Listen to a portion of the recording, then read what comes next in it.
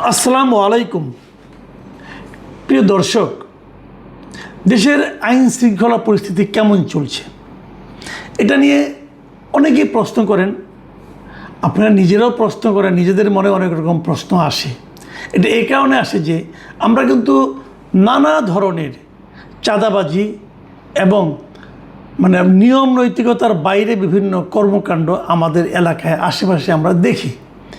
এ ধরনের একটা বড় ঘটনা এটা আমরা দেখলাম রিসেন্টলি, অনেক দিন ধরে দেখছিলাম লেখালেখি হচ্ছিল নারায়ণগঞ্জের ঘটনা।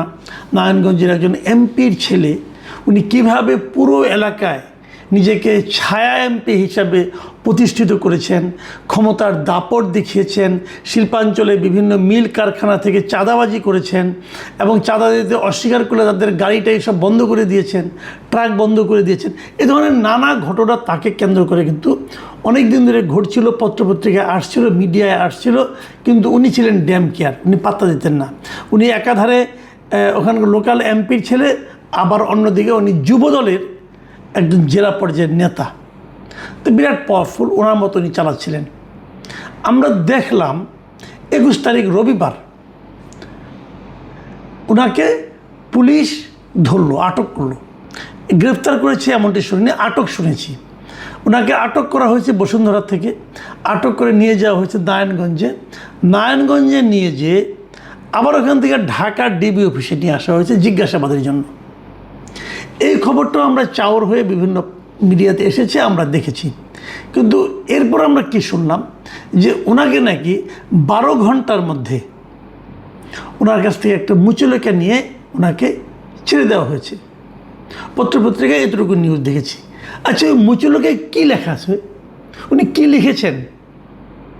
উনি কি লিখেছেন যে উনি আর চাঁদাবাজি করবেন না? উনি কি লিখেছেন যে উনি ভালো হয়ে যাবেন এখন থেকে? কিন্তু আমার প্রশ্ন হলো, কেন লিখেছেন? উনি কি লিখবেন আসলে? এবং যা লিখবেন তা কি পালন করবেন আসলে?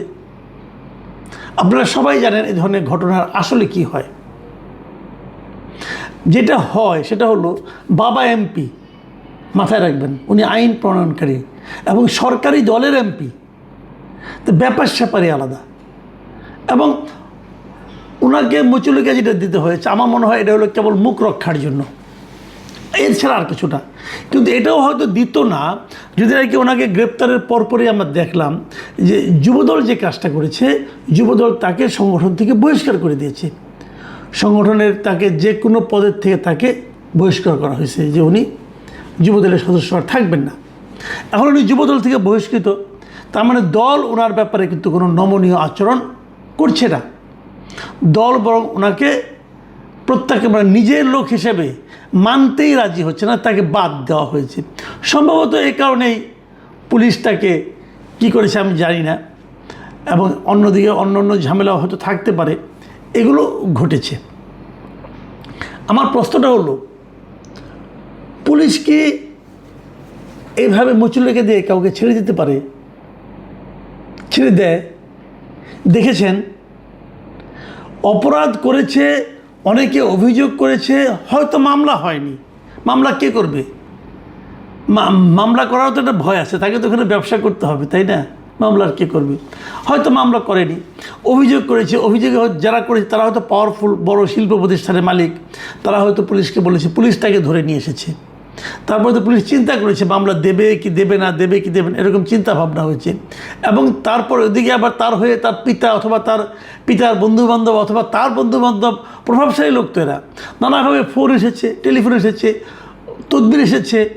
শেষ পর্যন্ত পুলিশকে কিন্তু এটা আপোষ করতে হয়েছে, তাকে সারা ছেড়ে দিয়েছে, একটা মুচলেখা নিয়ে ছেড়ে দিয়েছে। কিন্তু আমার কথাটা ওইটা, আইনগতভাবে পুলিশ এটা পারে কি না। প্রথমত এই কথা, যদি পারে তাহলে সারা দেশে এই ধরনের ঘটনা আমরা প্রায়ই দেখি না কেন? কারণ যদি মুচলেখা দিলে সে ভালো হয়ে যায়, একজন দুষ্ট লোক যার বিরুদ্ধে অভিযোগ আছে আরেকজনকে পুলিশ এরকম ধরে এনে মুচলেখা নিয়ে ছেড়ে দেখ, এরকম ঘটনা কি আপনারা প্রায়ই দেখেন? আমি কিন্তু দেখি না। আর 2 নম্বর হলো, যদি তার বিরুদ্ধে মামলা হয়ে থাকে তাহলে তো পুলিশ ছাড়তেই পারবে না, তাকে তো আদালতে সোপর্দ করতে হবে। সম্ভবত মামলা হয়নি, এই ব্যাপারটা আমি কোনো মিডিয়াতে ভালো মতো পড়ে আমি এটা পেলাম না। এখন আমার প্রশ্নটা হলো, যুবদল যখন তাকে দল থেকে বহিষ্কার করে দিল, তাতে কি প্রমাণ হয় যে তার অপরাধের মাত্রাটা বড়সড়? তাতে এও প্রমাণিত হয় যে যুবদল তার সম্পর্কে এর আগেও একাধিক বা নানা ধরনের অভিযোগ পেয়েছে আমার ধারণা। তা নাহলে যুবদল সঙ্গে সঙ্গে তাকে বহিষ্কার করে দিল, যুবদল তার এত কাঁচা কাজ করবে না। তার সম্পর্কে আগেও অভিযোগ পেয়েছে এবং সেই সমস্ত অভিযোগের প্রেক্ষিতেই তাকে হয়তো এই কাজটা করা হয়েছে, তাকে দল থেকে বহিষ্কার করা হয়েছে। ঠিক আছে এটুকু। এখন যদি বড় ধরনের অপরাধ করে থাকে তাহলে মামলা হলো না কেন? যদি সে বড় ধরনের অপরাধ করে থাকে তাহলে জিজ্ঞাসাবাদের কী আছে? মামলা হলো না কেন? মামলা হওয়া উচিত ছিল, সেটাও হয়নি এই ক্ষমতার দাপটের কারণে। দেখুন, আমরা প্রায়ই বলি, প্রায় কিন্তু আলোচনা হয়, এই যে এত অপরাধ হচ্ছে, এই অপরাধগুলি কেন হচ্ছে? অনেকে বলেন অপরাধ হচ্ছে এই কারণে অপরাধের দৃষ্টান্তমূলক কোনো শাস্তি হচ্ছে না। এটা একদিকে ঠিক, আবার আরেক দিকে ঠিক না। ঠিক না কেন? আপনি দেখেন ধর্ষণের অপরাধ যে মৃত্যুদণ্ড বাংলাদেশে, এটা তো এখন সবাই জানে এবং অনেকের শাস্তি হচ্ছে। এই যে কয়েকদিন আগে দেখলাম যে পল্লবীতে মিরপুরে রামিসা নামে একটা শিশুকে ধর্ষণ এবং হত্যার পর তার দ্রুত মৃত্যুদণ্ডের আদেশ হয়ে গেলো, বিচার হয়ে গেলো। তারপরেও কি ধর্ষণ থামবে? থামেনি তো। কয়েকদিন আগে দেখলাম যে একটা ফ্যামিলির 3টা মেয়ে মাকে কুপিয়ে হত্যা করলো, সে কি জানতো না যে তার মৃত্যুদণ্ড হবে? তাহলে কেন হচ্ছে? হচ্ছে এই কারণে যে অপরাধীদের মধ্যে একটা শ্রেণী, তাদের মধ্যে একটা ধারণা জন্মাইছে যে হয়তো আমি পার পেতেও পারি, এবং যারা ক্ষমতাধর তারা যেন জেনেই গেছে আমার তো কিছু হবে না, কারণ আমার তো ক্ষমতা আছে, আমার পিতা আছে, আমার চাচা আছে, মামা আছে, টাকা আছে, আমার তো কিছু হবে না, বড় জোর আমাকে মুচলেকে দিতে হবে। যদি সবাই জানতো যে চাঁদাবাজি করলে আমাকে পুলিশ ধরে নিয়ে যাবে এবং আমাকে জেলে ঢুকাবে, যদি সমস্ত লোক জানতো, চাঁদাবাজি হতো না। শাস্তি যাই হোক, শাস্তি 1 মাসের জেল হোক আর 2 দিনের জেল হোক, জেলে আমাকে যেতে হবে, এই ধারণা যদি সবার মধ্যে থাকতো তাহলে হতো না ভাই। কিন্তু আমরা জানি, আমরা দেখেছি, আমাদের অভিজ্ঞতা থেকে দেখেছি যে সবারই বিচার হয় না, সবাইকে পুলিশ ধরে না, আর যদি অনেক চাপে পড়ে ধরেও সবার বিরুদ্ধে মামলাও হয় না, সবাইকে জেলেও যেতে হয় না। কেউ কেউ জাস্ট একটা মুচলেখা দিয়ে চলে আসে। কি আছে মুচলেখায়? পুলিশ উচিত ছিল এটা জনগণের সামনে দেখিয়ে দেওয়া যে উনি বলেছেন আমি এই কাজ আর করবো না।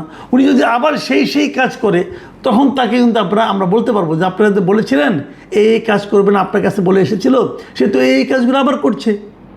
কিন্তু সেটাও কিন্তু না, ওটা হলো কেবলমাত্র একটা লোক দেখানো যে আমরা তো তার কাছ থেকে মুচলেখা নিয়েছি, এই জন্য ছেড়েছি। তো পুলিশের কাছে যদি মুচলেখা নেওয়া হয় তাহলে ভালো, আমি এটা খারাপ বলছি না, কিন্তু তাহলে সারা দেশে এই প্র্যাকটিসটা হোক। ধরেন কোনো কারণ ছাড়াই কয়েকজন ছেলে আরেকজন ছেলেকে পিটিয়ে নিয়ে এসে বলল যে এ ছাত্রলীগের লোক, নিষিদ্ধ ঘোষিত ছাত্রলীগের সদস্য। পুলিশ তাকে মুচলেখা নিয়ে ছেড়ে দেবে? আপনারা এই ধরনের দৃশ্য দেখেছেন? বরঞ্চ পুলিশটাকে ধরে নিয়ে আটকে রাখবে এবং তার আর মুক্তি হবে না, জেলখানা তাকে পৌঁছতে হবে। তো যখন আইন এক একজনের জন্য এক একভাবে প্রয়োগ হবে, আপনি তখনই কনফার্ম থাকবেন ও দেশে শান্তি প্রতিষ্ঠা হবে না, ও দেশে অপরাধ থামবে না। আমাদের এই যে এমপি পুত্রের যে ঘটনা আমরা জানলাম এখানে নারায়ণগঞ্জে, বাংলাদেশের আমার তো ধারণা যে অধিকাংশ জায়গায় এমপি পুত্র, এমপি ভাই, এমপির শ্যালক, এমপির আত্মীয় স্বজনদের এ ধরনের দাপট আপনারা দেখতে পাবেন। এটা নারায়ণগঞ্জ বলে, শিল্প এলাকা বলে, শিল্প প্রতিষ্ঠান আছে বলে এবং বড় ধরনের চাঁদা আদায় করতো বলে, অথবা যারা তার দ্বারা ক্ষতিগ্রস্ত হচ্ছিল, যাদের কাছে অনেক টাকা চাইতো সে, তাদের মধ্যে ক্ষমতাধর অথবা অর্থবান অথবা শিল্পপতি ছিল বলে হয়তো এটা এই পর্যন্ত গড়িয়েছে। কিন্তু যে পর্যন্ত গড়িয়েছে সেটাও যে খুব একটা সুবিধা হয়ে যাবে আমি তাও মনে করি না। এই ভদ্রলোক, এই এমপি পুত্র, উনি কিন্তু যে আবার ওই একই কাজই করবে নিশ্চিত থাকেন আপনারা, কারণ তার বাবার এমপিত্ব তো থাকবে 5 বছর, 5 বছর সে এই কাজই করবে, বরঞ্চ আরও বেপরোয়া হয়ে যেতে পারে, কেউ তাকে থামাতে পারবে না। এইরকম ঘটনা কিন্তু সারা দেশেই ঘটছে। খবর নিয়ে দেখেন আপনারা, এমপি না হলেও বিএনপির সভাপতি, যারা বিএনপির সভাপতি আছেন ওনারা নিজেরাও করছেন, অথবা ওনার সন্তানরা করছেন, অথবা ওনার সন্তানরা যুবদল করেন, ছাত্রদল করেন, তারাও করছেন। পাবেন আপনি, এই দাপটটা পাবেন। আমি হয়তো বলবো যে আমি ঢালাওভাবে বললাম, হ্যাঁ আমি ঢালাওভাবে বললাম, কিন্তু যারা এটা শুনছেন তারা মিলিয়ে নিতে পারবেন। আপনারা আপনাদের এলাকার কথাগুলি আমাদেরকে লিখে পাঠান, দেখেন আমি এগুলি একটা একটা করে বলতে থাকি, দেখবেন যে কত বড় হয়ে যায়। আমি বিএনপিকে প্রথমত ধন্যবাদ দিই।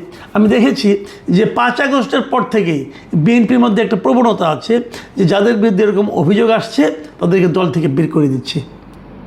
এটা যদি তারা না করতো তাহলে অবস্থাটা আরও ভয়ঙ্কর হয়ে যেত। তারা এটা করছে, এখানেও করেছে, এটা অবশ্যই সন্তোষজনক আমি বলবো। কিন্তু আমি তার সঙ্গে সঙ্গে বিএনপিকে এটাও বলবো যে আপনারা একটা অভিযোগ বাক্স খুলেন, দেখবেন কত অভিযোগ এসে জমা হয় এখানে। এই ধরনের মন্ত্রীপুত্র, এই ধরনের এমপি পুত্র, এই ধরনের নেতা পুত্র অথবা ভাই অথবা আত্মীয়, এদের ব্যাপারে কত অভিযোগ আপনারা পান। একটা অভিযোগ বক্স খোলেন, এটা খোলা তেমন কোনো কঠিন না। আপনি একটা অনলাইনে একটা ইমেল অ্যাড্রেস দিয়ে দেন যে এখানে সবাই তাদের অভিযোগগুলো জমা দিতে পারবে, ডকুমেন্ট সহ চান পেয়ে যাবেন ভাই। সোজা কথা হলো যে কথাটা বললাম, যে আইন যদি সবার ক্ষেত্রে সমানভাবে প্রয়োগ না হয় তাহলে আইনের শাসন কায়েম হবে না। এবং নতুন সরকার এসেছে 4 মাস হলো, আমরা কিন্তু এই ধরনের ঘটনা দেখতে অলরেডি শুরু করেছি। আমরা বুঝতে পারছি যে আইন সবার ক্ষেত্রে সমানভাবে প্রয়োগ হচ্ছে না। প্রিয় দর্শক, এখানে পর্যন্তই। আল্লাহ হাফেজ।